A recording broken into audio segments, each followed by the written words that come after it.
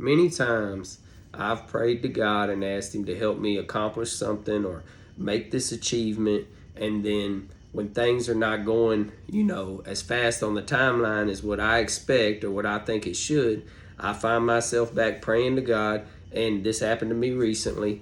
I find myself back praying to God, and I'm asking God, well, God, did I make the right choice? Am I doing the right thing? Am I going about it the right way? Should I take this path? Should I do it like this? Should I change up the plan?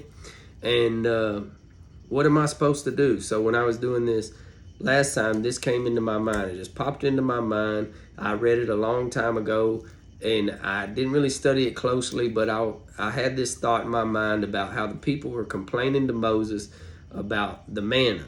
And what it was is when God delivered them from the slavery from Egypt, they were in the desert, they didn't have food to eat.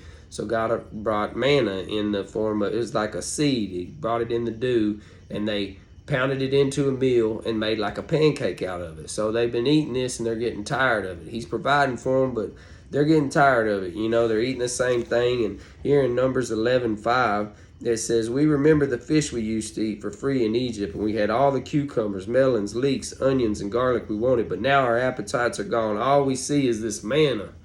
And they're complaining. They went so far as to say they would be better off in Egypt and as slaves and all of this. So God becomes very angry with them, right? And then you know what? When He does have them send spies into the promised land and tells them, all right, now you need to go into the promised land. The spies say, well, yeah, it's a land of milk and honey, but there's some pretty scary people over there. So then they get scared and don't trust in God and are scared to go over there. So what does God do? He tells them, well, I'm not going to help you now. And He leaves them in that desert for another 40 years. So that's what we do, right? We don't want to wait on God when He wants us to wait on Him. And when He tells us to act, then we don't want to act.